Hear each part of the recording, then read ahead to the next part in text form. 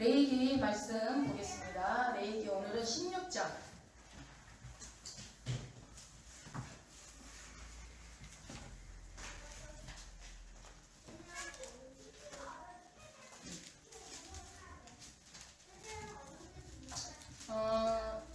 읽기 전에 조금 이거를 여러분 읽고 나서 또 시간이 다 잊어버리니까 제가 앞부분 좀 설명을 해드리고 16장을 읽는 게 나을 것 같아요. 먼저 레위기는 1장부터 모두 총 몇 장까지 있죠? 27장까지 있습니다. 그래서 지난 시간에 레위기를 두 부분으로 나누면 어떻게 된다고 그랬죠? 1장부터 10장까지 하나 나눌 수 있고 11장부터 27장까지 나눌 수 있다고 그랬죠. 그래서 1장부터 10장까지는 뭐가 나온다고 그랬죠? 제사에 대한 얘기가 나온다고 그랬죠. 제사는 뭐 지금 우리 여러분들이 알아듣기 쉽게 하면은 예배에 대해서 나온 것이고 27장까지는 무엇이다? 어떻게 살 것인가, 삶에 대한 거, 그러니까 우리가 일상을 얘기한 거죠. 그래서 레위기에서 말하고 있는 것은 예배와 삶이 어떻게 돼야 된다? 같이 가야 된다라는 얘기를 했죠. 일치된 삶이 되어야 한다라는 얘기를 하면서 이 11장부터 27장까지는 또 두 군데로 나눠질 수가 있는데 10장에 10절과 11절을 근거로 해서 10절을 근거로 해서 나눌 수 있고 11절을 근거로 해서 나눈다고 그랬어요. 그래서 10절을 근거로 해서는 11장부터 16장까지 그 다음에 이걸 하나 또 나눠주고 또 두 번째는 17장부터 27장까지 이렇게 나눠진다고 그랬어요. 그래서 1장부터 16장까지는 무엇이다? 아론 대제사장에게 너희가 분별하고 구별할 것이 무엇인지에 대한 설명이 나와 있다고 그랬어요. 기억나시죠? 네. 분별하고 구별. 그래서 1장부터 11장부터 16장까지 내용 속에는 무엇을 분별해야 되고 무엇을 구별해야 되는지 얘기 나왔고 그 다음에 11절에 보면은 너희가 가르치라고 그랬어요. 이스라엘 백성에 가르쳐라. 대제사장 보고 분별하고 구별해야 되는 걸 가르치고 11절은 이스라엘 백성이 가르침을 받아야 될 내용들이 나오는데 그게 여기에 나옵니다. 17장에서 27장까지 무엇을 가르침을 받아야 되는지 대제사장은 목회자들은 성도들에게 무엇을 가르쳐야 되는지가 27장부터 27장까지 나온다. 그래서 이 삶과 레위기에서 말하고 있는 것은 우리가 뭐 제사법만 얘기하고 있는 것이 아니라 이 제사를 통해서 그 다음에 앞에서는 교리를 어떠한 것들이 그러니까 원리적인 것들, 교리적인 것들을 설명을 하고 이후에는 너희들이 어떻게 살아야 되는지에 대한 내용들이 에베소서도 그렇고 로마서도 그렇고 그런 구조로 이어지고 있는데 마찬가지로 레위기도 그것을 설명하고 있다. 그래서 우리의 삶과 예배는 절대 분리되지 않는다. 예배와 삶은 하나로 이어져야 된다. 삶과 예배가 분리되는 순간 우리는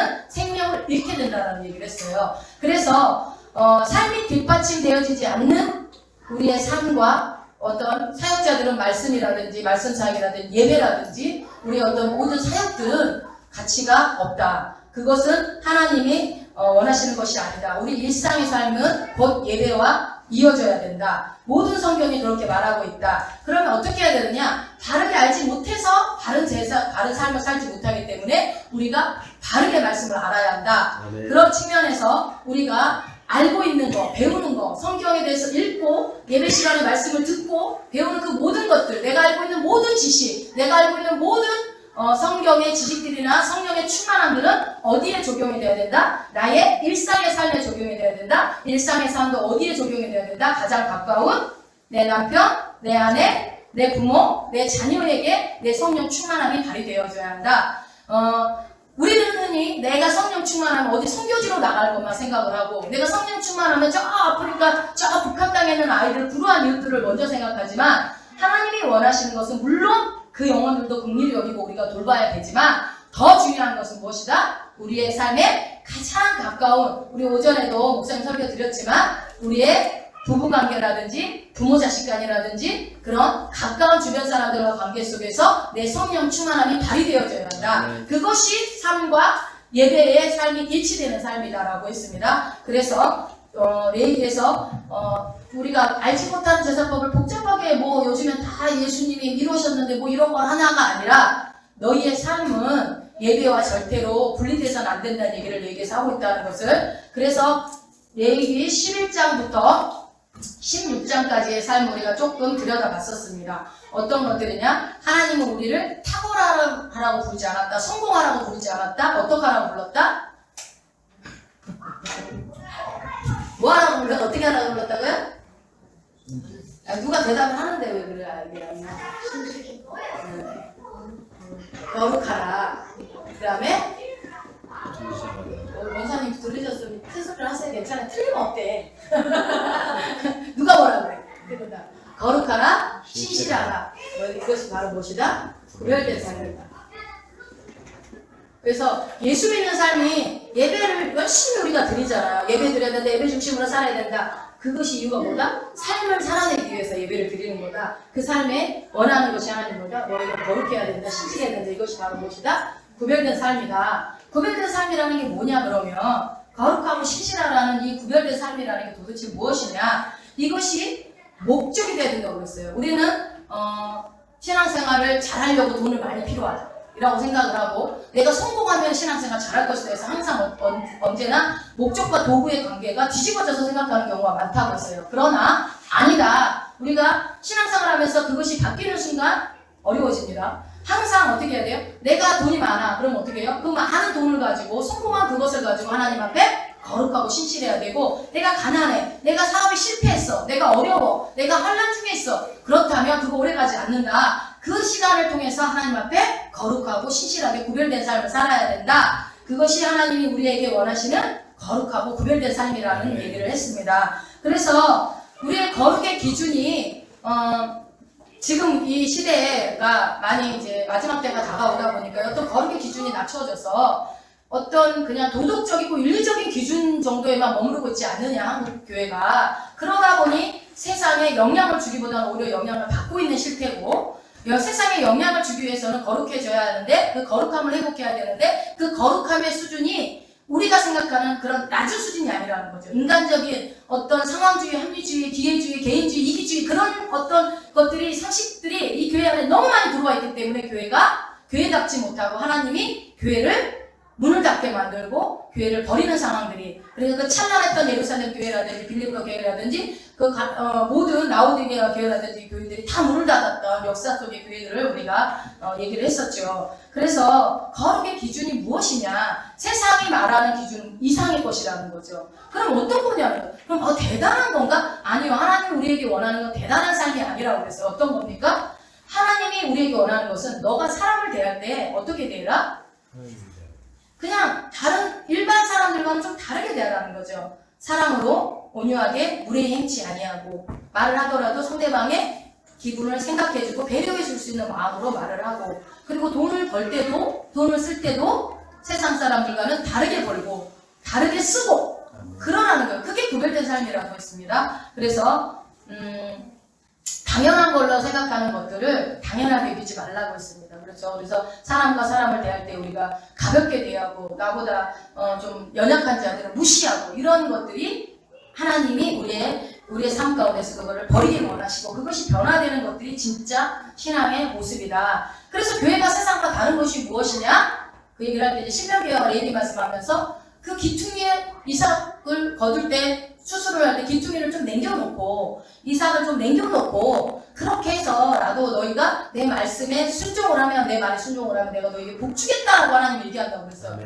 기퉁이에 그 이삭 조금 떨어진 걸로 고아와 과부와 객기 배부르지도 않는데 하나님 왜 그렇게 말씀하셨느냐? 우리에게 너무나 복을 주고 싶은 거예요. 그 작은 거 하나라도 하나님 앞에 하나님이 하라는 대로 말씀에 순종하는 그 마음 보시고 하나님 축복하는 거지 우리가 대단한 헌금을 내고 대단하게 예배를 한 번도 안 빠지고 할 때에 복을 주는 게 아니라는 얘기를. 그러니까 여러분 우리가요 신앙생활을 몇십 년을 해도 이 알고 있는 것과 내가 신앙생활을 배우는 것과 삶이 분리된 삶을 사는 경우가 너무 많아서 그러니까 우리가 신앙생활 하는 게 짐이라고 생각해요. 그리고 뭔가 부족한다고 생각을 하고 뭔가 이게 막 결박당한다는 느낌. 그래서 교회를 다니면 하고 싶은 거 마음대로 못하게 하는 거. 그리고 교회를 다니면 뭔가 포기하고 뭔가 다 막 빼앗긴다라는 느낌 때문에 교회를 안 오잖아요. 근데 하나님은 지금 말씀드렸지만 너희가 추수할 때 고아와 과부와 객을 위해서 기둥이 조금만 남겨놔도 그거 겨우 허기나 면할 정도 그거만 남겨놔도 어떻게 해주겠다? 그렇게라도 하면 내가 기뻐하고 하나님의 복을 쌓을 곳이 없이 부어주겠다라고 하시는 그 아버지의 마음. 모든 물질과 모든 재능과 모든 부와 수가 주의 손에서 나온다는 것을 안다면 그것이 나의 작은 그 귀퉁이를 남겨놓는 그 마음으로부터 출발한다는 걸 안다면, 그 복이 그것을 통해서 들어온다는 것을 안다면, 우리가 어떻게 했지 신앙생활이 단순한 종교생활의 메이는 생활이 되겠냐고요. 세상에 우상을 섬기는 자들과 똑같은 마음으로 교회를 다닐 수는 없다는 거죠. 우리는 어떤 눈에 안 보이는 돌판에 있는 신을 섬기는 자들이 아니라 살아계신 하나님, 창조주 하나님, 여기에 계시고 내 속에 계시고 이전에도 계셨고 알파와 오메가가 되시는, 시작과 끝이 되시는 그 하나님이 내 아버지가 되셔서 내 생명의 주관자가 되셔서 나에게 복 주시기를 원하신다는 걸 생각할 때에, 창조주가 복을 주시면 어떤 복을 주겠느냐는 거죠. 창조주가 복을 줄 때 그 복을 우리가 단순히 물질적인 거, 이 땅의 성공의 기준으로 보기 때문에 우리가 종교 신앙생활과 예배와 삶이 늘 불일치하고, 내가 아는 것과 행하는 것이 늘 불일치하는 삶을 살아서 신앙생활이 힘들고 어려운 자들이 많이 있다라는 거죠. 자, 그래서 우리가 하나님이 원하는 삶은 무엇이냐? 기도의 주께가 아니라 그 사람의 배고픈 자에게는 빵을 줄 수 있는 마음.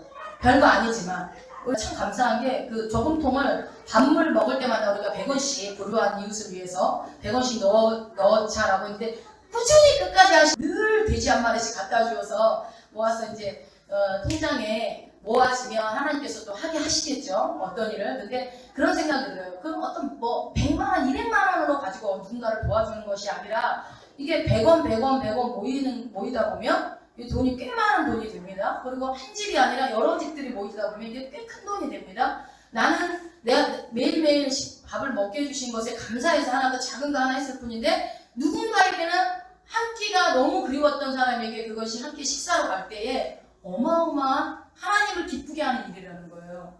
왜냐하면 하나님은, 제가 얘기 드렸잖아요. 이 지구상에 있는 모든 식물들이 200억이 먹을 수 있는 식량을 하나님 주셨다고. 바다와 산과 모든 식량이 200억 인구에게 줄 수 있는 그런 식량이 있음에도 불구하고 지금 이 지구촌은 어떻습니까? 빈부의 격차가 너무너무 심하잖아요. 하루에 일주일에 몇 개 못 먹고 있는 아프리카 아이들 얼마나 많습니까? 가까이 북한 땅의 아이들이 얼마나 많이 굶고 있습니까? 그런데 우리는 어때요? 우리 애들 사탕 안 먹어요. 굴러다니는 사탕 안 먹어요. 집에서 사탕이 오래돼가지고 끈적끈적돼서 버리는 것들을 볼 때마다, 저 어렸을 때 그 사탕 하나 먹으려고 진짜 그거 없어서 설탕 몰래 찍어 먹고 그런 때가 있었는데, 그런 얘기하면 우리 사장님께서 언제적 얘기를 하냐고 막 저보고 뭐라고 그러는데, 저도 언제적 얘기인데 우리 부모 세대들은 또 어떻겠어요. 더 먹을 거 없던 시대를 생각하면 지금 이 시대가 얼마나 오전 목사님 말씀하신 것처럼 낭비하고 함부로 버리고 쉽게, 아까 우리 밥 먹어 밥을 한 톨을 제가 밥 먹는 거 남은 거 그거라도 갖고 이제 한다고 하니까, 그게 이제 왜 그러냐면, 저희 아버지가 농사를 짓잖아요. 그래서 가서 보면 밥을 할 때도요, 그 한 톨을 아끼셔요. 농사 짓는 사람은 그 심정이. 그래서 이제 두 분이 식사를 하시고 그렇게 할 때 밥 한 톨 버리지 않으려고, 그게 쌀이 없어서, 쌀 많아요. 많은데 그 아까워요. 그 농부가 봄에서부터 싹을 틔워서 그 수확을 해서 밥벌이까지 오기까지 수많은 땀과 수고가 있을 때, 그 쌀에 한 숟갈에 오기까지 제가 옆에 탈곡하는 것도 보고 수확하는 걸 옆에 봤잖아요. 지금이야 기계가 있어서 수월해졌지만, 예전에는 정말 힘들게 그 쌀밥 먹고 싶어서 얼마나 힘들던 시절이 있었습니까? 그런 거 생각하면 이게 아무렇지도 않게 버리는 이 쌀 한 줌도, 밥 한 숟갈도요 아까운 거예요. 저는 농부의 딸이다 보니 그런 마음들이 있어서, 아이들이 밥을 딱 먹고 그냥 밥풀떼기 몇 개 남은 것이면 전 다시 오라고 해서 다 훑어먹고 가는 거예요. 그가 먹는다고 뭐 크게 뭐 어떻게 되는 거 아니고, 버린다고 뭐 크게 어떻게 되는 거 아니든지 모르지만, 그냥 하나님께 죄 짓는 것 같은 마음이 있거든요. 그리고 그 수고를 하니까, 깨농사 짓는 거 보니까 깨 한 톨도 못 떨어져요. 천일에 몇 개 먹게 되더라고요. 너무 힘들더라고요, 깨농사 짓는 거. 여러분 잘 모르시죠? 정말 힘들어요, 깨농사 짓는 것도. 그런데 그냥 돈 주고 푹 사 먹으니까 쉽게 생각을 하지만 참 이게 그렇더라고요. 그래서 어쨌든 우리가 우리의 삶 가운데서 정말 어떤 구별된 삶이라는 것이 그런 어떤 대단한 것이 아니라, 아끼고 작은 것들을 아껴서 내가 어려운 사람들에게 내가 기도해 줄게로 끝나는 정도가 아니라 베풀고 나눠주고, 그런 사람들을 생각하면서 내가 먹는 것을 감사할 줄 아는 그런 것들이 우리에게 하나님 요구하시는 삶이라는 것이 구별된 삶이다. 그러니까 너무나 신앙과 우리가 말씀과 삶을 너무 갭을 크게 놓고 있기 때문에, 나는 믿음 없어. 나는 아직 멀었어 자꾸 그러는데 아니에요. 믿음 좋다고 하는 사람이 도대체 기준이 뭔지 모르겠어요. 말 한마디 정말 상대방을 위해서 생각해주고 배려해주는 말 한마디가 그 사람이 굉장히 믿음 있는 사람이거든요. 이제는 좀 생각을 좀 바꾸셨으면 좋겠어요. 내 삶 일상생활 속에 그리스도인들이 되시기 바랍니다. 자, 하나님은 이제 오늘은 16장이 레위기 16장에는 어떤 내용이 나오냐면 레위기의 꽃 핵심이 나옵니다. 레위기의 꽃 정점 핵심이 나옵니다. 이때까지 했는데 뭘 아직도 남았어? 진짜 핵심이 나옵니다. 뭐냐 하면은 16장은 뭐가 나오냐면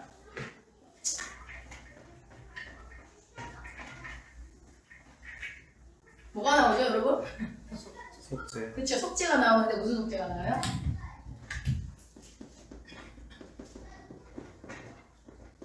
뭐요? 대속죄일이 나와요. 대속죄일에 대한 설명을 좀 해드리려고 그러는데 이걸 앞서서 대속죄일을 설명하기 앞서서 우리가 이 성경을 이해할 때 여러분들이 좀 이렇게 잘 이렇게 분별해서 이해를 해야 잘 이해하는 법들을 좀 설명을 해드리면 진리는 두 개로 나뉘어 있어요. 뭐예요? 절대 진리와 상대 진리. 자, 이 절대 진리와 상대 진리를 구별할 수 있어야 성경에 대한 오해가 없어요. 근데 우리가 이거 구별 못하니까 성경에 대한 오해들을 많이 하는데 절대 진리와 상대 진리가 뭐냐? 여러분 우리가 믿는 말씀이 진리죠. 이 성경 말씀이 진리인데 절대 진리는 뭘까요? 말 그대로 모든 상황, 시간, 사람, 장소 이 모든 것들이 다 적용되는 진리예요. 시대.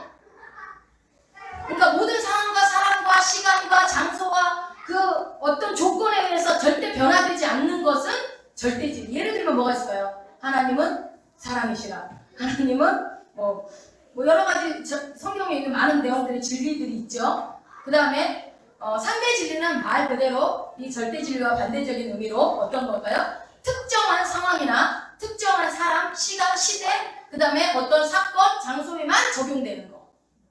이거는 절대로 변화되지 않아. 어떤 시대가 와도 어떤 사람을 만나도 어떤 시대 속에 어떤 사건 속에 어떤 상황 속에 있어도 변하지 않는 것을 절대 진리. 그러나 어떤 상황과 사건과 시대와 어떤 것들 상황 속에서는 적절하게 바뀔 수 있는 것이 상대 진리다라고 여러분들이 이해를 한다면 왜 이 얘기를 하냐면 레위기에 여러분 17장을 먼저 가봅시다. 레위기 17장 뒤로 가서 레위기 17장에서 가보면 3절 4절을 한번 읽어보세요. 레위기 17장 3절 4절 무릇 이스라엘 집에 누구든지 소나 어린 양이나 염소를 진 안에서 잡든지 진 밖에서 잡든지 먼저 회막문으로 끌어다가 여호와의 장막 앞에서 여호와께 예물로 드리지 아니하는 자는 피를 흘린 자로 여길 것이라. 그가 피를 흘렸은즉 자기 백성 중에서 흩어지리라. 이 말이 무슨 말이냐면 개별 도축이 가능하다 불가하다?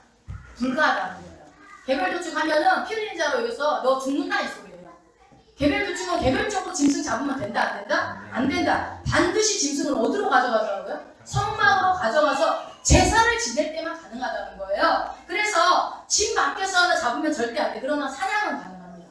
사냥, 광야에서 사냥할 때는 어쩔 수 없잖아요. 잡아야 되고 죽여야 되니까. 그렇지만 여러분 신명기로 가보세요. 레위기에서는 이렇게 광야에 있을 때는 절대 개별 도축 안 된다고 얘기를 했죠. 그런데 신명기 12장 15절 한번 읽어보세요. 신명기 12장 15절.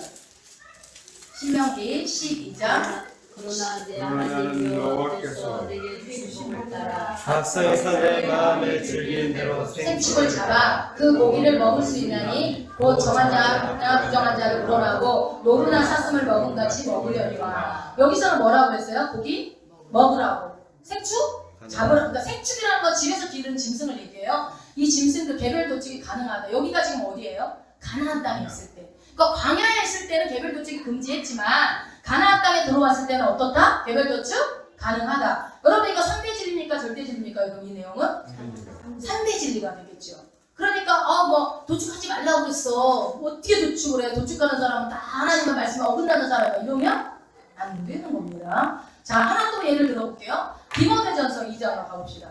디모데전서. 이제 레위기에 여러분 우리가 알지 못하는 그런 막 법들이 나오기 때문에 오해들이 많아서 이렇게 설명을 해드리는 거니까 이참에 정리 잘 해놓으세요. 디모데전서 2장 11절 12절을 한번 읽어보세요. 이 여자는 1절 순종함으로 종용히 배우라. 여자의 가르치는 것과 남자를 주관하는 것을 허락지 아니하더니 오직 종용할지니라. 여러분, 그럼 나는 왜 어긋난 사람이에요? 어디서 가르치고 있어요, 여자가 가면? 조용히 입 다물고 있어야지. 근데 왜 이 말씀이 있을까요? 여러분, 이거는 딱 봐도 여러분 이거는 상대 진리겠죠? 절대 진리 아니겠죠? 절대 진리면 요즘에 하나님 왜 여자 목사를 세우겠어요? 안 되죠. 자, 이거는 배경을 알아야지 이해가 되는 거예요. 왜 바울이 이 디모데에게 이런 목회 서신이잖아요. 디모데 전서가 목회 서신으로 보낸 이 디모데에게 수제자 디모데에게 보낸 편지 속에 이런 얘기를 했을까? 여자들은 입 다물고 조용히 있으라고 그래? 그러면 뭐야? 그래서 그러잖아요. 교회에서 막 싸우면 디모데 전서 이런 말씀 몰라? 여자가 말이야 입 다물고 조용히 배우라고 그랬어. 어서 떠나가지고 암탉이는 재수가 없어. 그러면 뭔 소리야? 암탉이는 알같이 막 싸우잖아. 안 싸워본 사람들처럼 그렇게 쳐다보지 마시고. 자, 이거는 배경이 뭐냐면 이 디모데 전서는 언제 쓰여졌냐면요. 에베소에서 목회를 하고 있는 디모데에게 어디서요? 에베소 교회에서 목회를 하고 있는 디모데에게 쓴 편지예요. 그러면 이 에베소라는 그 지역의 특성이 어땠는지를 바울이 알고 디모데에게 편지를 보내지 않았겠습니까? 이게 서신서잖아, 편지. 어땠냐면 에베소에는요 아데미 신전이라고 있었어요. 아데미 신전 들어보셨는지 모르겠지만 아데미 신전이 있었는데 그 아데미 신전에는 여자 사제가 여자들 그러니까 거기서 그 성전에서 일하는 여자들이 1000명이 있었어요. 1000명. 그래서 높이가 15m, 1.5m 정도 되는 조그만 골반 같은 그 굴같이 생긴 방들이 밑에 그 신전 밑에 따닥따닥따닥 수백 개가 있었어요. 수백 개가. 왜 있었을까요? 잠자려고? 그냥 혼자 잠자고 기도하려면 기도 부리면 얼마나 좋겠어. 아데미 신전이라고 그러잖아요.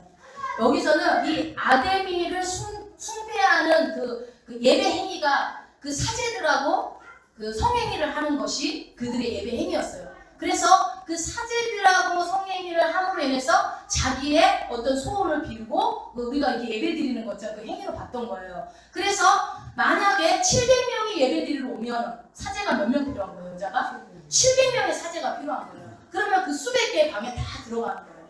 여자 사제들과 함께. 그래서 굉장히 음란했어요. 음란의 극치를 가지고 있었던 곳이 에베소 지역이었고 그 아데미 신전을 섬기는 그 지역의 그 풍토가 그랬었어요. 그러다 보니 그들은 이 700명의 여자와 그 사제들과 그런 음란한 행위들을 하는 것들을 예배의 행위로 봤기 때문에 그 사제들이 당당했을까요? 안 당당했을까요? 굉장히 당당하게 다녔어요. 어떻게 하고 다녔냐면 방금 얘기한 것처럼 머리를 따고 여기 머리 따지 말라고 나와 있거든요. 뒤에 보면 디모데전서 2장 9절 한번 봐봐요. 9절. 또 이와 같이 여자들도 아담한 옷을 입으며 염치와 정절로 자기를 단정하고 따은 머리와 금이나 진주나 값진 옷을 하지 말고. 그럼 이렇게 한 여자가 어떤 여자들일까요? 이 사제들. 사제들이 그 당시에 머리를 땄어요. 따고 금이나 진주나 각종 화려한 보석으로 치장을 했어요. 그래가지고 어떻게 했어요? 피어싱을 많이 하고 다녔어요. 피어싱. 피어싱 알아요? 구멍 뽕뽕 뚫어가지고 막 코 옆에도 뚫고 막 이런 데 뚫고 막 다 뚫고 다 이렇게 찌르는 거. 그런 피어싱을 하고 머리를 따고 다녔습니다. 누가? 그 사제들이. 여자 사제들이. 그러면 그 여자 사제들이 지나가면 아데미 신전의 사제들이 알까요? 모를까요? 다 알죠. 다 알아. 딱 보면 저 사제구나.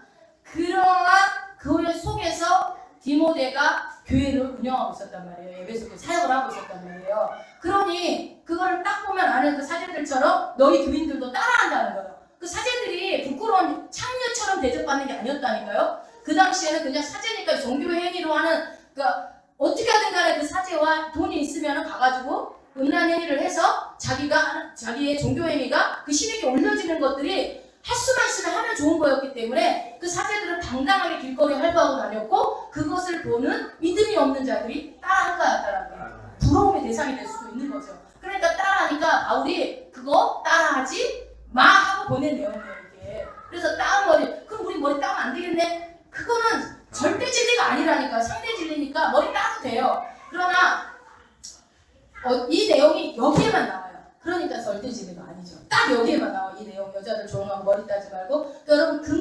금기거리 연기거리 막 우리 목사님이 하지 말라 그러는 거 큰 사실 말라는 거예요. 막 주렁주렁 달고 다니는 거 하지 말라는 게 이뻐 보이는 것 같지만 저는 옛날에 젊었을 때 이뻐보여서 주렁주렁 하고 다녔지만 그 안 하는 게 이쁘잖아요. 이제 보니까 안 하는 게 더 이쁘더라고요. 그 당시에 얼마나 주렁주렁 달고 다녔는지 하지 말라는 거예요.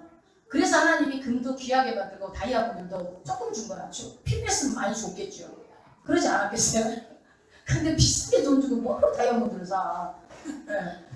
근데 고린도에는 여러분 고린도에도 이런 사제들이 있었거든요. 고린도 교회도 그 지역에도. 근데 거기는요 그 사제들이 이런 특징이 에베소 좀 틀렸어요. 어떤 특징이 있었냐면 머리를 염색했어요. 그래서 염색하지 말라요. 머리를 딱 무슨 색깔로 했는지는 모르겠지만 눈에 딱 띄게 하지 않았겠 내가 사제다 하게끔. 그러니까 요즘에 뭐 노랗게 하늘색으로 빨갛게 분홍색 보라색 다 하고 다니는데 개들도 하잖아 심지어. 이게 하고 다니는데 여러분 이게 그 속에 뭐가 있어서 그러는 거예요? 주렁주렁 불긋불긋은 다 그 속에 귀신이 있어서 그러는 거예요. 그래서 하지 말라는 건데 이 시대를 몰라 목사님은 꼰대같이 그런 소리예요. 그러는데 성경을 모르니까 꼰대라 소리가 나오는 거예요. 그거는 목사님 얘기가 아니라 성경 얘기예요. 성경 얘기. 성경에서 사제들 못 파는 그런 사제들 같은 것처럼 너희들이 마귀의 자녀처럼 하고 다니지 말라는 거예요. 아 그럼 흰머리도 염색하지 마. 아 왜 또 절대 진리로 받아들여. 흰머리 염색 정도는 할 수 있지요. 그런데 울긋불긋 하고 다니고. 여러분 봐봐요. 귀신 섬기는 무당이나 그 신 섬기는 사람들이 소소하고 검소하게 다소곳하게 검은 치마에 하얀 조각을 입고 하는 거 많이 보셨어요? 어떻게 하고 다녀요? 아주 그냥 귀신 막 쥐잡아먹은 입술에 그냥 응? 이거 막 그냥 집에 가보면 어때요? 막 울긋불긋하게 막 심지어 꾸며놓잖아요. 그게 귀신의 특성이에요. 하게 뭔가 감추려고 그러는 것도 있고. 그리고 요즘에는 어때요? 온몸에 막 문신, 피어싱, 요즘 문신 유행인 거 아세요? 목욕탕 가면 아줌마들도 똥꼬에 등에다 다 붙이시더라. 용암가리만 왜 그러는지 모르겠어요. 뭐 하는 짓거리인지 모르겠는데 그거 다 귀신의 속성이거든요. 그러니까 그거 하면은 아, 저 사람 욕하지 말고 저 속에 저 귀신 있구나 이렇게 생각하시면 돼요. 그러니까 하지 말라는 거는 꼰대다 이렇게 생각하지 말고 하나님의 자녀로서 구별되게 살려면 그 귀신이 하는 거 따라하면 안 되잖아요. 근데 봐봐요. 예수 모르고 철없고 모를 때 보면 귀신 쫓아내요. 우리가 뭔가 주렁주렁 다니면 내가 빛나 보이는 것처럼 생각하는 거 그렇지 않잖아요. 그래서 염색하지 마! 이렇게 뭐라 하지 마시고 옛날에 고린도의 그 신전에 사제들 그 몸 파는 여자들이 머리를 염색을 울긋불긋하게 하고 다니는데 그때랑 지금이랑 같아요. 그 귀신이 너 지금도 있어요. 그때 그 귀신이 2021년에도 있어. 하지 말아라고 잘 설명을 해주시면 좋은 거예요.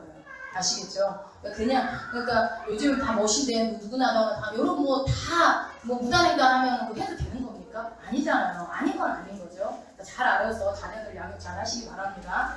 그런 상황 속에서 했기 때문에 이게 여기 디모데전서 2장에 나오는 말씀은 상대 진리로 여러분들이 받아들이셔야 된다. 그래서 그거 가지고 여자들은 죄! 이러시면 안 되렵니다. 그렇다고 여자들 막 떠드는 것도 옳은 건 아니에요. 그러면 내일 11장에서 16장까지 이런 것들이 되게 많이 나와요. 그래서 여기는 뭐가 나오냐면요. 36가지 짐승이 나오거든요. 여러분 기억나시죠? 여기 이런 비늘 있는 건 먹지 말고 쪽발은 먹지 말고 굽이 있으니까 먹지 말고 굽 없는 건 먹고 저거 돼지 먹지 말고. 그러면 우리 돼지 다 먹는데 우리는 그럼 어떻게 되는 거야? 그럴 때는 그건 상대적이지 무슨 소리야. 그러면 여러분 어때요? 이게 13장하고 레위기 13장 14장은 나병에 대해서 나옵니다. 문둥병, 한센병이라고 하는 그 나병이 나오는데 이 나병은 한센병은 히브리어로 짜르트라고 해요. 짜르트 그러면은 이 짜르트라는 주어가 뭐냐 하나님이 내리치다라는 뜻이 있어요. 그러다 보니까 이 13장 14장에 나병에 대해서 설명이 나오는데 2장에 걸쳐서 나올 때 보면은 움푹 파인 것에 털이 났거든 어떻게 하고 털이 안 났거든 이렇게 하고 하얗게 안 짰거든 어쩌고 나가서 옷을 빨고 오고 아니면 가서 바깥으로 가서 집 바깥으로 복잡해요. 13장 14장 보면 그 나병 하나 가지고 쫙 나오는데 그것을 우리 이 개역 개정에는 개역 한글에는 이게 그냥 나병이라고 문둥병이라고 한 가지로만 해석이 되어 있지만 이게 외인들이 보는 율법사들이 보는 책들에 보면은 어떤 이것을 이 한센병, 나병을 갖다가 악성 전염병, 피부병으로 이렇게 해석을 하는 게 맞아요. 그냥 한센병 정도로만 치부하면 안 되고, 왜 그러냐면 나중에 이 라피 주석에 이 피부병이 여기에는 몇 가지 정도로 나오지만 72가지로 늘어나거든요. 더 많이 지켜요, 이 사람들이 주석으로 써 있는 걸 보면. 그렇다면 이거는 문둥병에 대한 얘기만은 아니다. 그러니까 하나님께서 문둥병은 하나님이 저주로 내린 병이야. 그러니까 다 이거는 문둥병 이렇게 보면 안 된다는 거예요. 아시겠죠? 그래서 레위기 13장 14장에 나와 있는 거는 이 상대진리로 보는 게 낫다. 절대진리 아니다. 그리고 또 하나 여러분들이 제일 오해가 많은 피를 먹지 말라. 피를 먹지 말라. 피 먹으면 돼요, 안 돼요? 우리 선지 레어, 스테이크 레어. 미국에 여러분 고기 먹을 때 딱 그냥 바짝 꺼서 먹어요? 피 한 방울도 없이. 어른을 그랬다고. 바짝 꺼서. 그러시는 분. 육회 드시는 분. 난 육회 못 먹어. 어떻게 피를 먹어? 신사님 육회 엄청 좋아해요. 목사님 육회 엄청 좋아하시더라고요. 어떻게 하라는 거야? 피를 먹지 말라는데. 그러면 이게 절대 진리일까요? 상대 진리일까요? 피 먹지 말라는데. 그럼 고기 먹지 마요. 왜 이렇게 고기 많이 먹으면서 그럴 때만 모른 척해요. 이것도 내용을 배경을 이해를 하시면 돼요. 이때 이 피를 먹지 말라는 말을 이게 가나안 문헌 종교에 보면은 가나안 땅에 여러분 이게 우리가 그 가나안 땅에 어떻게 어린아이부터 노인까지 싹 다 죽이라고 그러잖아요. 들어갈 때 여호수아한테 하나도 남기지 말고 다 죽이라고 그래요. 너무 잔인해요. 하나님은 살인하는 걸 좋아하시는 분이신가 봐. 이렇게 오해하시면 안 되는 게 이 가나안 땅은요. 얼마나 우상 숭배가 팽배했냐면 하나님이 이스라엘 백성에게 넘겨줄 만한 그런 땅이었어요. 너무나 우상 숭배가 만연했고 더 이상 어떻게 보면은 그 노아 홍수 때처럼 쓸어버리고 싶을 만큼 이미 우상 숭배로 팽배했던 곳이었는데 이곳에 이 가나안 땅에 종교의식과 관련있어요. 피를 먹지 말라는 거는. 여러분 우리 신약에 보면 예수님이 예루살렘으로 들어가기 전에 12제자들과 함께 가이사랴 빌립보에서 MT를 갔습니다. 멤버십 트레이닝, 그러니까 수련회를 합니다. 거기서 판신 앞에서 가이사랴 빌립보 지역에 있는 판신 앞에서 설교를 해요. 그 유명한 설교를. 사람들이 나를 누구라 하느냐? 베드로? 너는 나를 누구라 하느냐? 그 뭐라고요?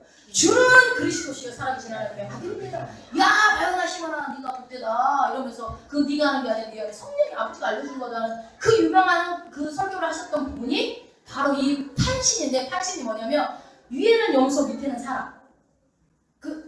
가나안 땅에 벨신이 다 있었기 때문에 웃음들도 안 돼. 지금도 있어요. 이 판신은 뭐냐면 벽에 이런 벽에 돌 같은 데다가 새겨져 있는 신인데 그 신을 갖다 섬기는 거예요. 반은 짐승이고 그러니까 염소를 섬기는 가나안 땅의 그 신이 판신이었는데 염소신을 섬겼는데 이 가나안 종교의식의 핵심은 뭐였냐면 성관계였어요. 여기도. 그래서 예배 드리러 사람들이 돈을 가지고 와요. 그 판신 앞에. 그러고 가서 돈을 딱 내면 어떻게 해요? 예배를 내면 이제 그냥 돈을 못 내면 그거 가서 그냥 빌고만 오는 거고 돈을 조금 내면은 여자 사제를 또 만날 수 있어요. 그 예배소처럼. 그래서 여자 사제와 함께 성행위를 함으로 인해서 자기가 내 마음을 그 신에게 올려드리는 행위를 하는 게 이 가나안 그 신의 핵심이었어요. 종교의식에. 가나안의 종교의식에. 그래서 근데 거기서 돈을 성관계에서 끝나지 않고 돈을 조금 더 내면 그 다음 단계 뭘까요?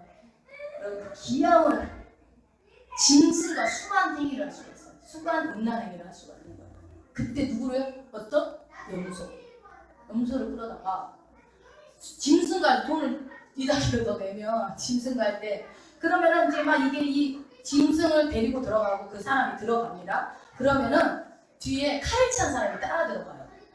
칼을 찬 사람이 따라 들어가서 이 짐승과 수간 성행위를 하면서 극치에 다다랐을 때에 뒤에서 그러니까 짐승이 막 흥분할 거 아니에요. 난리칠 거 아니에요. 그럴 때 뒤에서 칼 들고 있는 사람이 그 짐승의 목을 베니다. 그러면 그때 피가 절정행위 때 피가 팍 나오면 그 피를 받아서 먹는 거예요. 이게 가나안 종교의식의 핵심이었어요. 성행위와 피 먹는 거. 이것을 자기네들은 뭐라고 하냐 이걸 영험하다고 표현하는 거예요. 영험하고 뭔가 신과 더 가까워진다고. 여러분 제가 이 영화를 이런 비슷한 영화를 봤었거든요. 피가 막 얼마나 쏟아지는데 입을 벌리고 받아먹어요. 위에서 막 그런 영화를 혹시 보신 분 없어요? 너무 잔인해서 볼 수가 없어요. 근데 이게 그 당시에 성행했던 가나안 땅의 그런 어떤 종교 의식이었다는 거예요. 그러니 피를 받아 마시고 나면은 그 딱 종교행위가 끝나는 이 가나안의 종교 의식 속에서 하나님께서 예수님이나 우리 하나님이 피 먹지 말라는 얘기를 하겠어요, 안 하겠어요? 하지 말라는. 그러니까 피 먹지 말라는 얘기는 단순히 고기 먹지 말라는 얘기가 아니라 뭐예요? 그런 종교행위 우상숭배 하지 말라는 얘기를 하는 거예요. 상대질이라는 거예요. 그래서 레위기를 보면 여러분 여호와 앞에 하나님 앞에 나올 때 반드시 그 말은 두 가지를 계속 얘기하는 게 뭐냐면 피하고 성밖에 두 가지를 얘기해요. 그러니까 모든 여러분 이게 바울도 오늘 우리 주일학교에서 얘기했지만 바울도 그 아테네에 가서 설교를 할 때에 그 우상숭배가 만연한 그 지역에 그리스 헬라 문화가 어마어마한 그 신의 문화의 그리스 로마 신화 여러분 잘 아시잖아요. 그 수많은 신들을 만들어낸 그런 지역에 그 그리스 로마 신화를 여러분 읽어봐봐요. 얼마나 음란한지 몰라요. 읽어보신 분 아시죠? 엄청 음란해요. 애들한테 함부로 보여주시면 안 되고 또 사실 성경보다 그리스 로마 신화부터 먼저 보여주면 안 돼요. 음란한 신들이 대부분이고 관계도 막 근친상간이 막 이루어지고 신과 신끼리 뭐 부모 자식 막 말도 안 되는 막 이상한 것들이 이어지는 게 그런 문화였었어요.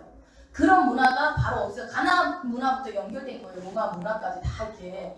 그러니 피를 먹지 말라는 것이 여러 해석들이 있어. 어떤 사람은 뭐 위생적 관점에서 먹지 말라고 하지만 그 관점보다는 바로 하나님께서는 너희가 우상숭배하는 그 피의 제사에 그 먹으면 안 되지 않냐. 그거를 여러분들이 이해하셔야 된다는 거예요. 알고 나니까 이해가 되시죠? 아, 피 먹지 말아야 된다. 근데 뭐 내 삶은 뭐 우상숭배 다 하고 있으면서 피 먹지 말아야 돼. 산치고 찾게 먹지 말아야 돼. 육회 먹지 말아야 돼. 이거 되게 웃긴 거예요. 마가복음 가보세요. 마가복음 7장. 마가복음 7장. 야, 그럼 다 먹어도 되냐? 마가복음 7장. 7장 18절 19절 한번 읽어봅시다.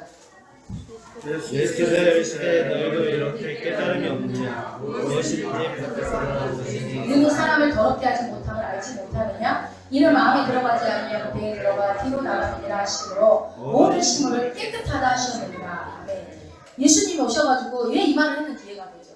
이것들 때문에 이 레위기에 이제 하나님 이런 거 36가지 짐승 이런 거 먹지 말아야 된다 했는데 실제로 여러분 가나안 땅에 갔을 때 없어서 못 먹는 짐승들도 많았어요.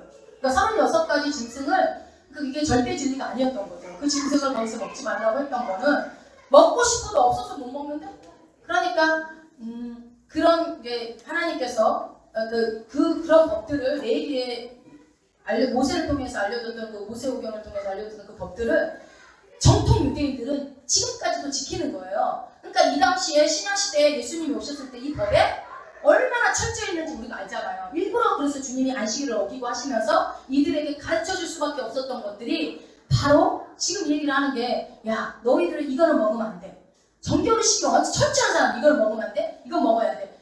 태어나면서부터 4살 때부터 12살까지 계속 달달달달 애우게 만드니 얼마나 보기만 이거 먹으면 안 돼. 이거 먹어도 돼. 이거 절대 가면 안 돼. 여기 가도 돼. 이게 꽉 차 있는 사람들한테 이 얘기를 할 때 이게 받아들여졌겠냐고요.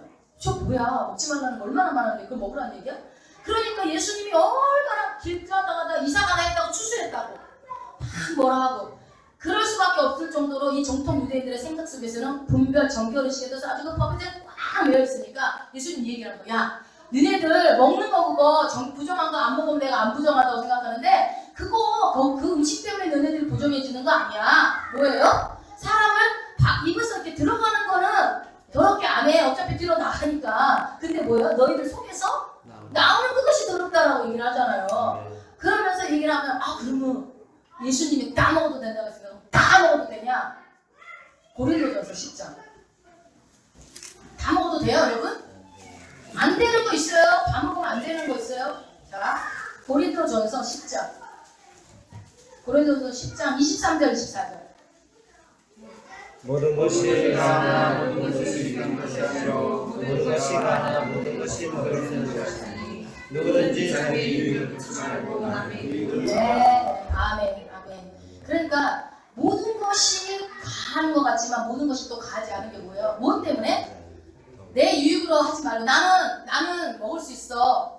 예를 들어서 바울이 그러잖아요. 어디 가서 뭐 죽어도 묻지 말고 무슨 먹으라고. 그러나 이게 우상의 제물이다라고 얘기를 했다면 먹으면 돼요, 안 돼요? 먹으면 안 되는 거죠. 먹으면 안 되는 거. 근데 어떤 음식이 있어서 먹으라고 해서 배고픈데 먹었어요. 근데 알고 봤더니 그게 우상의 제물이었어. 그러면 어떻게 돼요? 모르고 먹은 거잖아요. 그 사람이 근데 그 사람도 모르고 먹으면 안 된다는 거 모르고 대접하고 싶은 마음에 있는 게 그게 있어서 그게 드렸던 거예요. 그러니까 뭐 누구도 다윗도 진설명 먹으면 안 되는 것들을 먹었던 것처럼 그것이 만약에 누가 나를 보고 있다고 한다면 저 사람 예수 믿는다는 걸 알고 있었다면 우리가 안 먹는 게 그 사람 유익이라는 거죠. 그렇기 때문에 31절 10장 31절에 이제 최종 결론이 나오고 31절 한번 읽어봅시다. 그런즉 너희가 먹든지 마시든지 무엇을 하든지 다 하나님의 영광을 위하여. 네, 아멘. 그러니까 결국 우리가 먹고 안 먹고 구별을 못한 것은 다 하나님의 영광이 되느냐 안 되느냐로 구별하면 되는 거예요. 내가 그냥 그러면 뭐 우상의 제물 맛있게 먹고 힘내서 전도해야 되겠다 이러면 안 되고 그런 것들을 구별을 해서 해야 된다. 그래서 레위기 11장부터 16장까지 나와 있는 것은 절대 진리로 보지 말고 상대 진리로 봐야 한다. 아시겠죠? 자, 그러니까 육회도 마음껏 맛있게 드시고 그 다음에 스테이크도 미디움 레어로 잘 썰어서 질기지 않게 잘 드시기 바랍니다. 그렇다고 굳이 막 피부 나가지고 막 벌컥벌컥 이런 거 하지 마요. 그런 거 피 묻히고 이러지 마시고 자, 레위기 1장부터 21장까지 곧 핵심이 오늘 이제 16장 가봅시다. 정점의 말씀. 왜 그러냐? 제 레위기 16장에는 이 대속죄일이 있는데 대속죄일이 뭐냐면 한마디로 얘기하면은 우리가 전년도에 지었던 모든 죄를 오늘 하루에 다 한꺼번에 다 딜리트 삭제시킬 수 있는 유일한 날이에요. 할렐루야. 뭐가 좋아? 우리 매일매일 할 수 있잖아요. 1년에 딱 한 번 대속죄일에는 1년 전년도에 내내 지은 거 오늘 다 용서받을 수 있는 날이에요. 그러니 얼마나 기다려지는 날이겠습니까? 1년 동안 여러분 죄 지은 거 행위 못하고 쌓아놨다고 생각해봐. 그걸 보따리에 담았다고 생각해. 몇 보따리 정도 될까요? 다 묻히고 오겠죠? 그 정도는 이제 많은데 이 365일 중에 딱 하루 며칠? 7월? 이거 날짜는 좀 외워두세요. 며칠이냐면 7월 10일. 자, 7월달이 중요해요. 7월달이 7월 10일. 왜냐하면 매년마다 이제 지켜서 이 날을 내 전년도에 지금 용서받는데 7월이라고 해서 우리가 생각하는 태양력의 7월이라고 생각하면 안 돼요. 이거를 여러분들이 또 알아야 될 게 뭐가 있냐면 이 7번째 달은 종교력이에요. 종교력. 자, 여기서 이제 달력이 3가지가 나옵니다. 종교력. 이거를 모르면 구약이 좀 더 이해가 안 되니까 종교력이 있고 또 태양으로 하는 뭐가 있어요? 양력이 있고 또 뭐가 있어요? 음력. 음력을 이걸 농사력이라고 그러죠. 농사력. 이거를 이제 종교력, 양력, 농사력 이렇게 있는데 이게 이스라엘 백성들이 애굽 땅에 있을 때는 지금의 우리가 쓰고 있는 이 양력과 비슷한 이 양력을 썼었어요. 지금 1월, 2월, 3월 쓰는 거 비슷한 걸로 쓰고 있었었는데 출애굽 하자마자 그러니까 출애굽이 3, 4월 정도 했거든요. 3, 4월쯤에 그런데 갑자기 하나님이 생뚱맞게 얘기하십니다. 이스라엘 백성들한테 뭐라고 그래요? 너희가 이달을 아비볼로 지켜라. 3, 4월을 갑자기 아비볼로 하래. 아비볼이 몇 월이에요? 1월을 아비볼이라고 그래요. 그러니까 아비볼 이거를 1월로 만들으라는 거예요. 1월로. 이걸 아비볼을 1월로 하라. 갑자기. 지금 실제로 양력으로 몇 월이라고요? 3, 4월이라는데 3, 4월을 갑자기 종교력으로 1월로 하라는 거예요. 1월로. 그러니까 실제 양력으로 3, 4월이지만 종교력으로는 1월로 하라는 거예요. 땡뚱맞게 하나님 갑자기 너네들 그런 거야. 너희들이 출애굽에서 나온 때부터 이제 새해가 시작된 거야. 이렇게 한 거예요. 그래서 3, 4월 아비볼로 하고 나서 광야에서 40년 동안 이 종교력을 지킵니다. 이스라엘 백성들은. 그래서 애굽 사람들은 3, 4월이면 이스라엘 백성들은 1월이었던 거예요. 그러니까 애굽 하면서부터 새롭게 달력이 시작된 거예요. 그러다 보니까 광야 40년 동안에는 달력을 몇 개 썼겠어요? 이스라엘 백성들이? 2개를 쓴 거죠. 이 종교력과 양력을 2개를 쓴 거예요. 얼마나 헷갈렸겠어요? 그런데 이게 썼는데 그런데 가나안 땅에 들어가니까 어떻게 돼요? 거기는 메소포타미아 문명 문명으로 농사가 발달된 지역이었어. 그럼 뭘 써요? 흙력을 쓰는 거예요. 농사력을. 그러니까 가나안 땅에 들어가니까 달력이 몇 개가 됐어요? 이 세 개가 됐어요.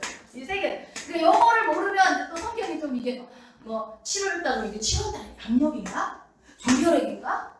이거조차도 모르고 그냥 7월인가 여름인가 이러면 안 된다는 거죠. 추수할 때 여름에 추수해? 막 이렇게 이러면 안 돼요. 자, 그래서 여기서 아비벌 성경에서 7월 10일을 대속죄를 하라 그러면은 실제 양력으로 몇 일일까요? 10월. 그렇죠. 10월, 9월, 10월 정도 되겠죠.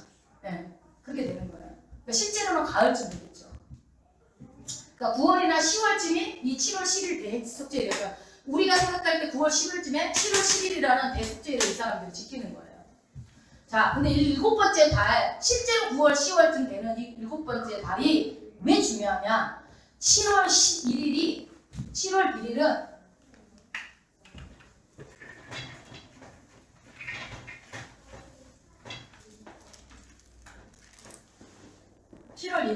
7월 1일은 세월 때 이것을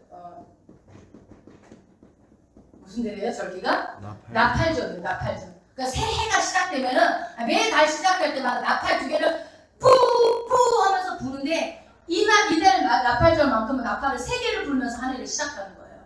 그래서 나팔절로 지키는데 이따 찾아볼게요. 나팔절로 지키고 그 다음에 7월 10일은 뭐라고요? 여기가 이날은 이게 7월달 중에 이게 나팔절이 있고 7월 10일은 뭐가 있어요? 대속죄일이 지키고 그 다음에 세 번째로 초막절. 초막절은 며칠일까요? 며칠 동안 지킬까요? 7월 15일인데 15일부터 21일까지라고 일주일을 보는데 성경에 보면 하루가 더 추가됩니다. 명절 큰날 마지막 날 해가지고 8일 정도 지킵니다. 초막절은 8일 동안 지키는 거예요.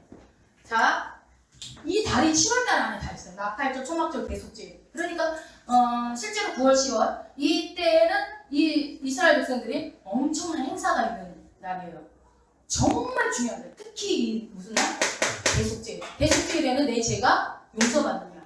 1년 동안 묵은 내 죄가 딱 하루에. 얼마나 좋은 날이에요? 자, 레위기 23장으로 가봅시다. 근데 그 이제 16장은 제가 이따가 보여줄 테니까 일단 레위기 23장에 그걸 확인하는 것부터 한번 보고 가자고요. 레위기 23장. 레위기 23장 24절 한번 읽어보세요.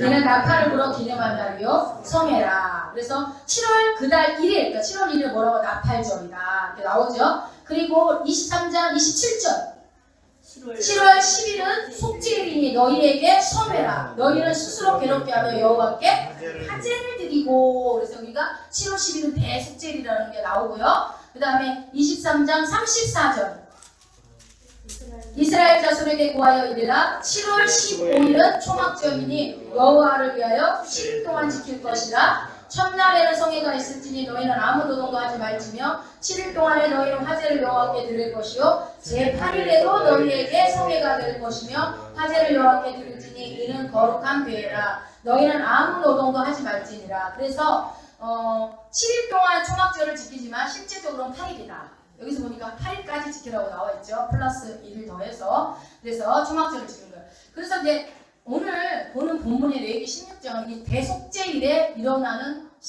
대제사장이 어떻게 제사를 지내는지 내용이 나와 있는 게 레위기 16장에 나와 있는 내용이에요. 그러면 그걸 한번 보자고. 그걸 대제사장이 여러분 문제를 한번 내볼게요. 대제사장이 아론이 그 당시 아론이었죠. 아론이 성막에 지성소에 들어가죠. 대제사장만 들어갈 수 있죠. 지성소에. 자, 그거 지금 이게 성막의 구조예요. 성막 구조를 한번 봐보세요. 지성소하고 성소 써 있는데 보이세요? 성막 본체. 그 위에만 성막 덮개가 있는 거예요. 그리고 문은 어디를 항상 향해야 된다? 동쪽을 향해야 됩니다. 동쪽. 이 성막은 이 진의 가운데 중심에 이 성소가 자리 잡는 거예요. 그 당시 이스라엘 백성들이 하고 있죠. 자, 오른쪽에 지성소라고 옆에 나와 있는 거 보여요? 그게 지금 바깥에 있는 게 아니에요. 저게 어디 들어가 있는 거예요? 이 덮개 안에 들어가 있는 내부 구조 안에 있는 거예요. 네. 그 안에 들어있는 거, 지성소 안에 그 옆에 있는 저 금덩어리로 된 거 있죠? 저 안에 뭐가 들어있을까요? 아론의 쌍난 지팡이하고 만나하고 시계망이 들어있는 거예요. 그 속에 들어있는 거죠, 지성소가. 그 지성소가 여러분 어떤 장소가 아니고 이거 있죠? 이게 뭡니까? 이게 언약궤. 언약궤. 저 속에 들어있는 거예요. 저 밑에. 그러니까 여러분 뭐 배송됐다네. 저 위에 이 뚜껑을 열면 그 속에 있는 거예요. 위에 등판 보이세요? 여기. 이게 속죄소예요. 위에 뚜껑이 있는 데가. 거기가 속죄소고 위에 그룹이라는 건 천사 모형. 천사. 천사들이 위에 이렇게 하고 있는 거 그룹. 여러분 그 반차의 그룹 아닙니다. 이거는 그룹. 천사들 얘기하는 거예요. 그 다음에 여기 고리는 이제 들고 있는 거, 재 있는 거. 요게 바로 이제 성막이 이렇게 생겼어요. 그 안에 이제 뚫어놨네. 아까 처음 거 이렇게 생겼고. 자, 이 지성소 안에 저 아래 아까 방금 했던 언약궤가 있는 그 안에 대제사장이 들어가는데 1년에 몇 번 들어갈까요? 대제사장이 저 지성소에 1년에 몇 번 들어갈까요? 한 번! 이라고 생각하시는 분. 아니다! 2번이다! 에이, 그래도 2번은 들어가야지. 아니다! 3-3번이지! 3번은 들어가야 된다. 한 번? 한 번. 왜 한 번이라고 생각해요? 지성소는 그럼 1년 내내 아무도 안 들어가? 딱 한 번 들어가는 거예요? 예? 맞기도 하고 틀리기도 해요. 자, 설명해 드릴게요. 대제사장은 지성소에 몇 번 들어가냐면 한 번이지만 그날 대속죄일 날 3번 들어갑니다. 대속죄 제사를 올려드릴 때 3번을 지성소에 들어갑니다. 그럼 정확하게 몇 번 들어간 거예요? 3번 들어가는 거예요. 근데 그날 한 번 하루의 제사 속에서 3번을 들어갑니다. 자, 그것을 좀 설명을 해드릴게요. 그거를 설명을 하기 전에 먼저 말씀을 16장에 그 내용이 나와 있으니까 16장을 한번 읽어보고 좀 설명을 해드릴게요. 레위기 16장으로 한번 가보세요. 자, 그날 대속죄일 날 어떻게 하는지 순서가 쫙 나와 있으니까 여러분들 좀 길어도 상상을 하면서 한번 읽어보세요. 1절부터 교독합니다. 아론의 두 아들이 여호와 앞에 나아가다가 죽으니 여호와께서 모세에게 말씀하시니라. 여호와께서 모세에게 이르시되 내가 아론에게 성소에 사는 법궤 이 속죄소 앞에 무시로 두지 말아서 사람을 말하라. 내가 아론과 앞에서 속죄소에 나타나니라. 아론이 성소에 들어오려면 수송아지 속죄 제물을 삼고 수양으로 번제물을 삼고 거룩한 성막고 속옷을 입으며 성막과 고리를 쌓이고 성막과 띠를 끼며 성막과 관을 쓰지니 이것들은 거룩한 것이라 물로 몸을 씻고 입을 것이며 이스라엘 자손의 회중에게서 속죄 제물을 위하여 수염소 둘과 번제물을 위하여 수양 하나를 취할지니라. 아론은 자기를 위하여 속죄에 수송아지를 드리되 자기와 권속을 위하여 속죄하고 또 그 두 염소를 취하여 회막문 여호와 앞에 두고 두 염소를 위하여 제비 뽑되 한 제비는 여호와를 위하고 한 제비는 아사셀을 위하여 지키며 아론은 여호와를 위하여 제비 뽑은 염소를 속죄제로 드리고 아사셀을 위하여 제비 뽑은 염소는 산대로 여호와 앞에 두었다가 그것으로 속죄하고 아사셀을 위하여 화려함을 지니라. 아론은 자기를 위한 속죄제에 수송아지를 드리되 자기와 권속을 위하여 속죄하고 자기를 위한 그 속죄제의 수송아지를 잡고 그를 지하여 여호와 단 위에서 피물을 그에 채우고 또 도둑은 내가 만들고 양을 채워가지고 강 안에 들어갔다.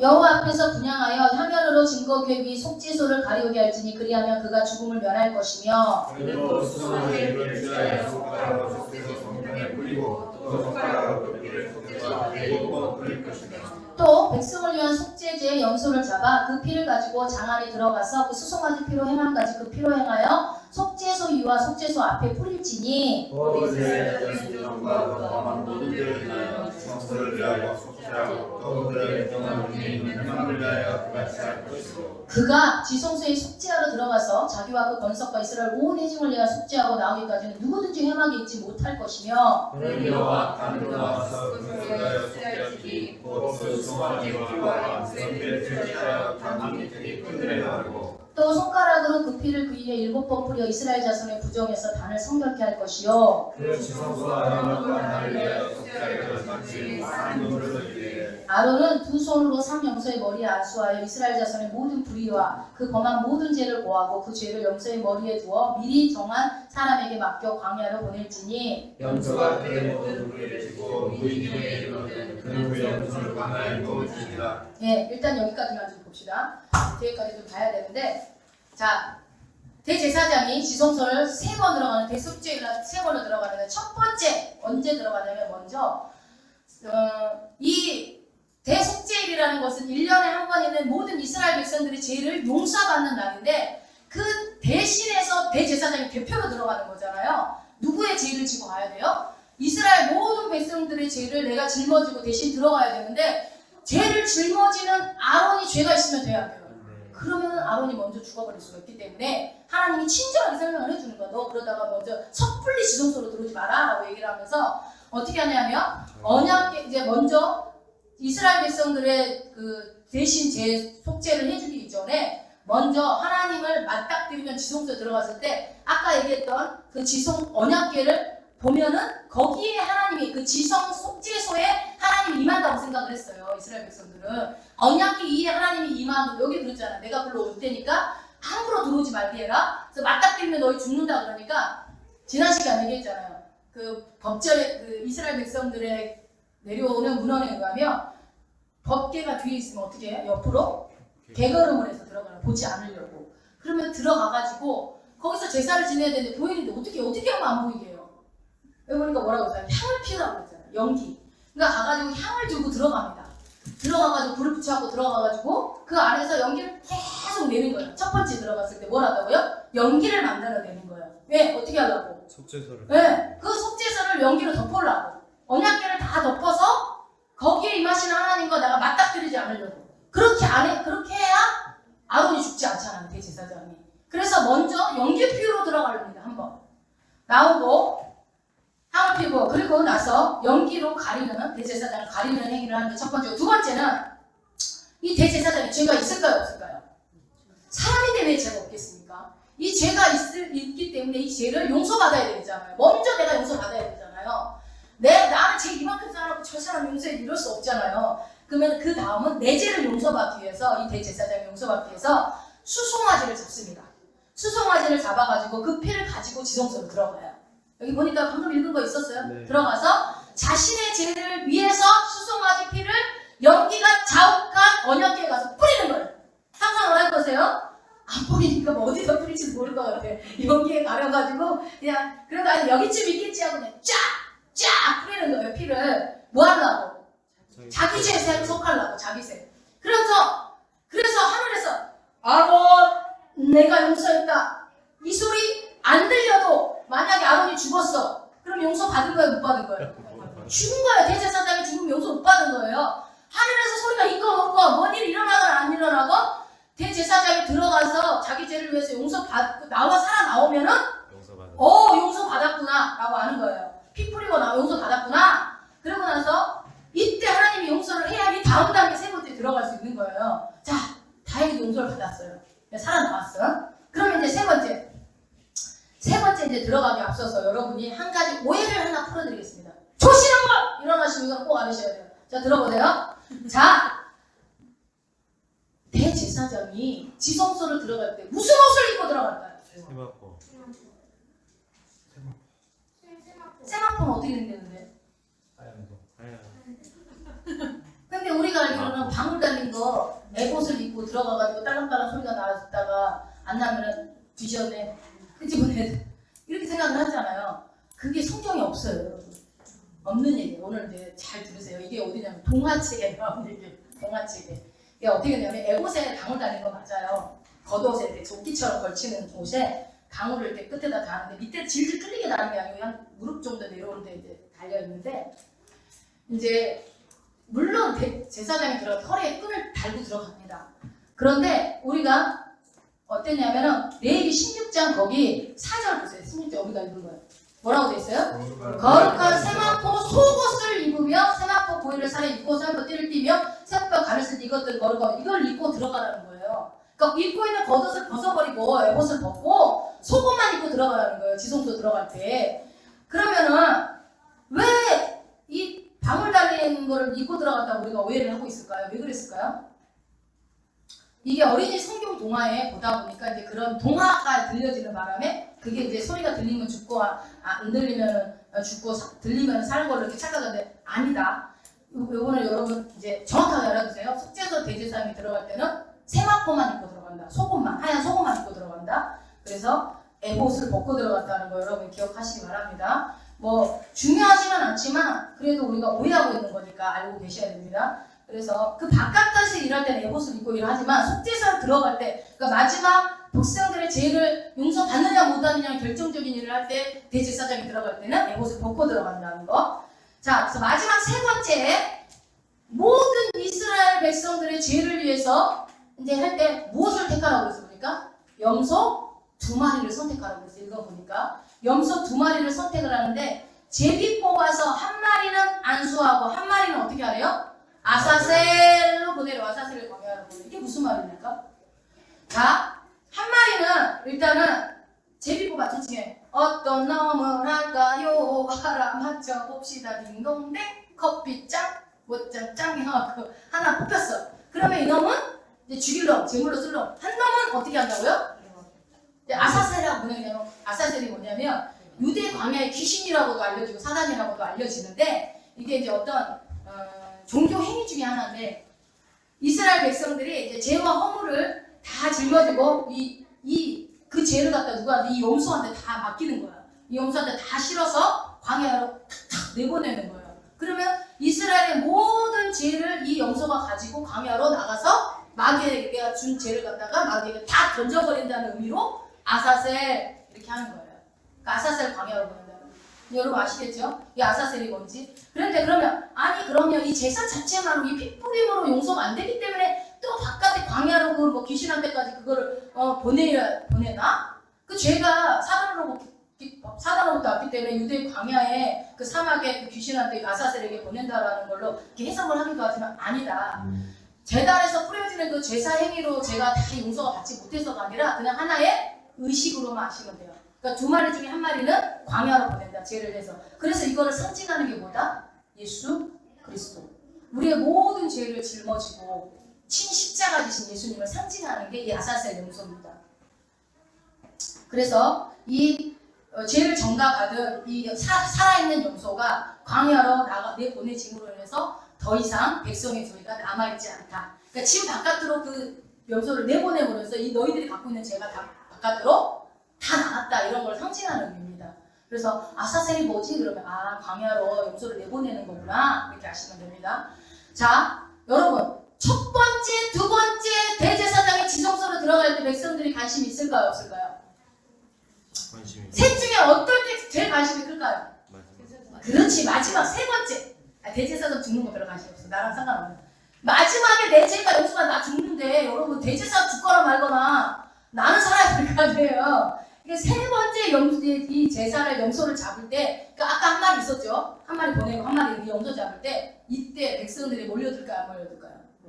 꾹 몰려들죠. 첫 번째, 두 번째는 관심 없어. 연기를 피우든지 말든지, 뭐 아론이 죽든지 살든지, 뭐 지제로 죽었나 보네.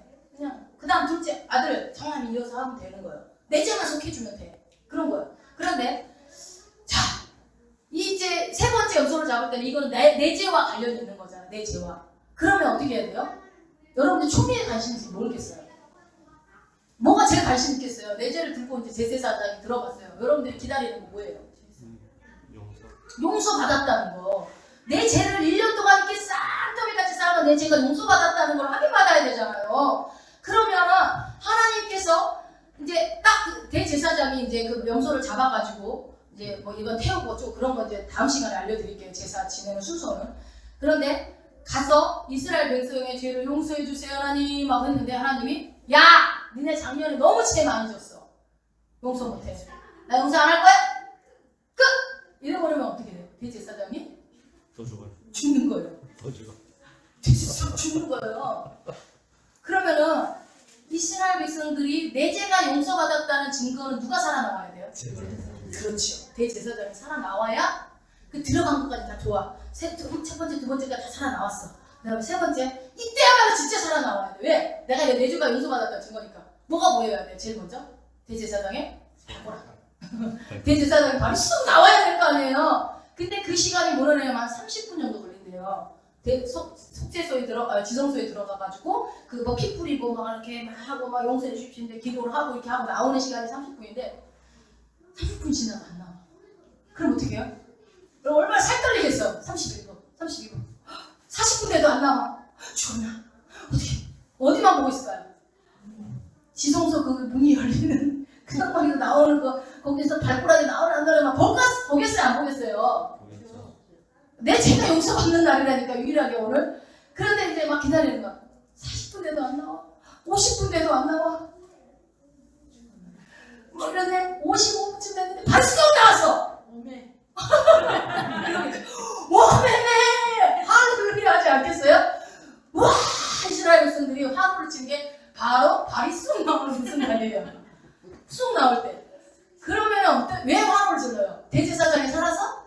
내 죄가 용서받았기 때문에 화로를 하는 거예요. 그래서 이 이야기를 하는 게 히브리서하고 로마서예요. 그래서 내일이 끝나면 히브리서를 먼저 하고 가려고 해요. 이게 연결되거든요. 언약기까지 하고 난 다음에 히브리서를 하면 여러분들이 히브리서가 좀 다소 어렵죠. 근데 이해가 싹 되거든요. 근데 히브리서하고 로마서에 기록된 내용이 바로 이 내용이에요.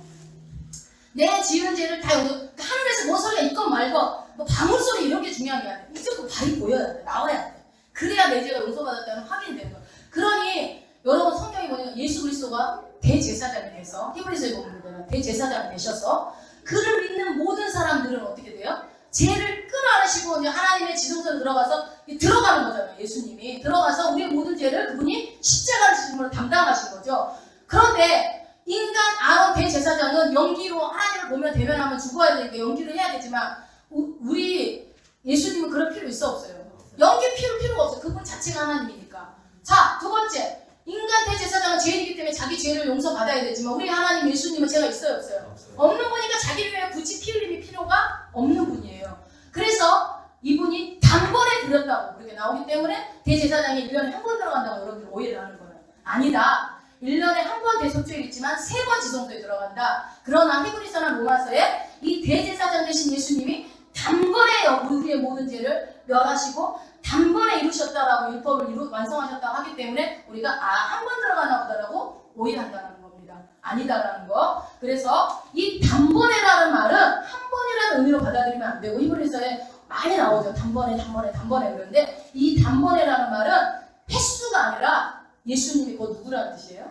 하나님이라는 뜻이에요. 그러니까 단번에 이분이 드림으로 인해서 우리가 희장이 달라지고 막 했다. 예수님이 십자가 죽으시면서 제일 먼저 하늘이 막 우르릉쿵쿵 하면서 희장이 바로 쫙 달라지는 게 그런 절차가 필요 없게 됐다는 거예요.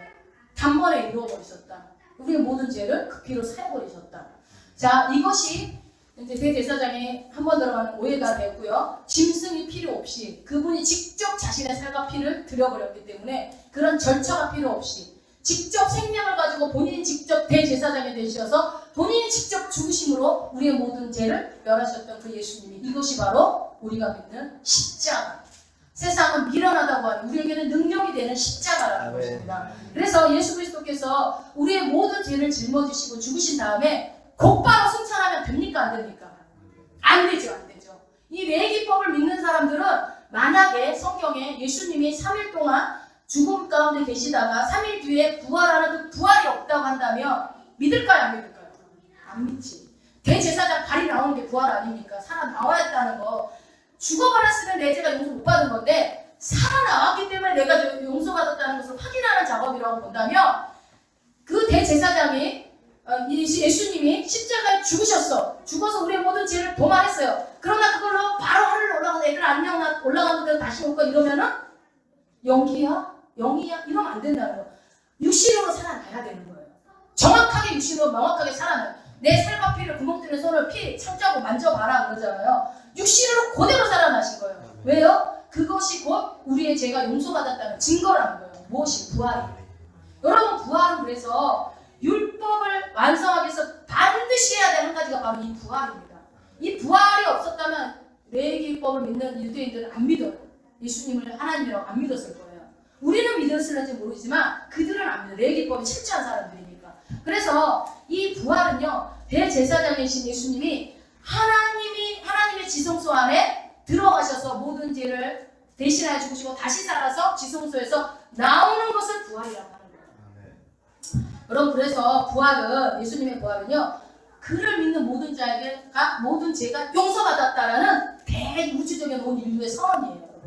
우주적 선언이에요. 부활은. 그러니까 부활을 부활이 없으면 우리가 믿음이 헛되다 어쩌다 그런 얘기가 있잖아요. 그거 한번 찾아볼까요? 로마서 4장 25절. 로마서 4장 25절. 온 우주적인 대선언인 이 부활, 우리가 지키는 이 부활절이 이렇게 큰 의미가 있다는 거예요. 이 제사법과 연결해서 로마서 4장 25절 큰 목소리 읽어봅시다. 예수는 우리 범죄함을 위하여 내어진 이되고 또한 우리를 의롭다 하시기 위하여, 예, 예수님이 살아나신 목적이 뭐라고요? 우리를 의롭다 하기 위해서. 왜 죽으셨어요? 우리의 범죄 때문에 자기를 죽였다는 거, 내어줬다는 거예요. 그리고 우리를 의롭다 하기 위해서 살아날 수밖에 없다는 거예요. 고린도전서 15장 17절.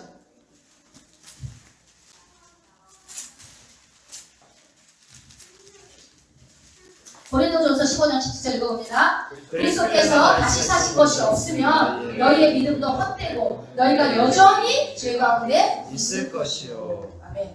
그러니까 다시 사신 것이 없었다면 그냥 죄로 그냥 십자가에 죽는 걸로 끝났다면 아론이 들어가 대제사장이 들어가서 거기서 살아나오는 그 발끝을 못 봤다면 내 죄가 용서받았다는 것을 확인이 안 되는 거죠. 그렇기 때문에 우리의 구원은요 십자가에서 시작해서 부활에서 완성이 되는 거예요. 또 부활이 없으면 십자가만큼 중요한 게 여러분 부활입니다. 부활신앙 하는 게 그냥 그냥 부활했으니까 믿으라는 게 아니라 이 레위기법 제사법에 의해서 근거된 얘기라는 거예요. 그래서 예수님이 오신 것이 율법을 폐하러 오신 것이 아니라 완성하러 오셨다는 얘기를 하는 겁니다. 그래서 여러분 예수님께서 그 죽음에서 살아나심으로 예수 그리스도를 믿는 모든 사람에게 너는 죄를 용서받았어. 나를 믿어? 내가 너의 죄를 담당해서 내가 십자가 죽으셨다는 그 사실을 믿어? 그럼 네 죄 용서받은 거야. 왜? 나는 부활했거든. 내가 부활했기 때문에 너가 용서받았다는 증거야. 그러니 네가 범한 죄는 다시 고발할 수 능력, 그 힘을 잃었어. 법적인 근거가 없어. 네 죄를 다시 고발할 근거가 없다는 거예요. 법적 선언이에요, 여러분, 부활은. 그래서 온 우주에 선포하신 거예요. 너희 나 믿기만 해. 내 피를 믿고 예수 피를 믿는 사람들에게는 내가 부활이고 생명이 돼가지고 너에게도 그 너의 죄를 더 이상 묻지 않겠다라는 온 인류의 대선언이라는 겁니다. 여러분 우리가 얼마 전에 우리가 부활절을 보냈지만 이 부활의 이 의미를 진짜로 안다면 얼마나 이 부활에 감격해야 되고 얼마나 부활에 감사해야 되고 부활절을 맞이할 때마다 주님 다시 사셨네가 뜻이 아니라 주님 다시 사셨기에 나도 다시 살았습니다. 내 죄가 용서받았습니다. 누가 다시는 나를 정죄할 것을 예수 안에 있는 사람은 절대 정죄함이 없다라는 말씀이 너 죄인이잖아 말할 권리가 상실됐다는 거예요. 얼마나 감사해요. 얼마나 감사하냐고요. 이것을 이해하기 위해서 레위기 16장이 제 정점입니다. 대속죄. 이게 레위기의 꽃이에요. 16장. 여러분 16장은 그냥 순서가 이런가 보다. 이 복잡한 순서 한 마리 잡고 뭐 이렇게 하지 않았는데 단번에. 그래서 히브리서 가서 우리가 나중에 한번 보자고요. 어떻게 해야 돼요. 그래서 여러분 1년 동안 돈 많은 사람들은 제사 자주 드릴 수 있어요. 그렇지 않겠어요? 짐승 잡아다가 하고. 근데 그렇지만 또 죄를 짓죠. 제사를 지어도. 그런데 이 대속죄일은 지난해 지었던 모든 죄를 단 한 번에 용서받는 날이기 때문에 가장 중요한 날입니다. 얼마나 이 왜냐하면 여러분 우리는 지금 회개 안 하면 그 자리에서 안 죽이잖아요. 예수님이 지금. 당신은 나답과 아비후 그 자리에 죽었잖아요. 신약시대에도 죄 지으면 그 자리에서 베드로가 말하니까 그냥 아나니아와 삽비라 그냥 그 자리에 죽잖아요. 우리가 회개를 가치 있게 여기지 않는 것이 회개 안 하면 만약에 오늘 지은데 다 회개 안 하면 가다가 죽는다고 해보세요. 여러분. 교육문 나가는 순간 꼭 가다가 죽는다고 해봐요. 회개 다 안 하고 가는 사람. 그럼 살아남은 사람 한 명도 없을 거예요. 그런데 이 이스라엘 백성들은 그냥 오직 이 대속죄일 날에 성막 아래 눈만 바라보고 있는 거 대제사장이 살아있는 발을 보기 위해서. 그러면서 이때 그 엄청난 하루와 함께 내가 살았구나. 예수와 부활을 내가 보면서 내가 살았구나. 저 부활은 내 부활이구나. 이거를 믿는 자가 진짜 부활이 있다는 겁니다. 여러분 이제 부활절은 계란 먹는 것으로 만족하고 계란으로 끝나는 날이 아니라 내가 살았다는 그 날이구나. 그래서 막 최고의 예물과 최고의 예배를 올려드릴 수밖에 없는 그 이유가 이 레위기에 설명이 되는 겁니다. 여러분 조금 시간이 갔지만 오늘 대속죄일 7월 10일 이스라엘 백성들이 지켰던 대속죄를 통해서 이들은 얼마나 1년을 기다려서 했던 힘들고 어려운 절차 속에 내 죄가 용서받았지만 우리는 예수 이름으로 예수 피로 용서해 달라고 회개만 하기만 하면 저는 믿고사 우리의 모든 죄를 도말해 주시고 용서해 주시는 이 회개라는 좋은 것이 얼마나 좋은지를 다음 시간에 이 제사의 절차를 여러분 듣는 순간 야 내가 이 시대에 이렇게 회개할 수 있는 게 얼마나 감사한지 아마 감사가 저절로 나올 겁니다. 아멘. 제사 지내는 이 순서를 보면 아무도 여러분하고 다 죽는 걸 선택했을지 몰라요. 짐승 어떻게 잡어? 근데 그건 다음 시간에 하고 앞으로 한 2시간 정도만 우리 얘기를 마칠게요. 그리고 히브리서를 들어가.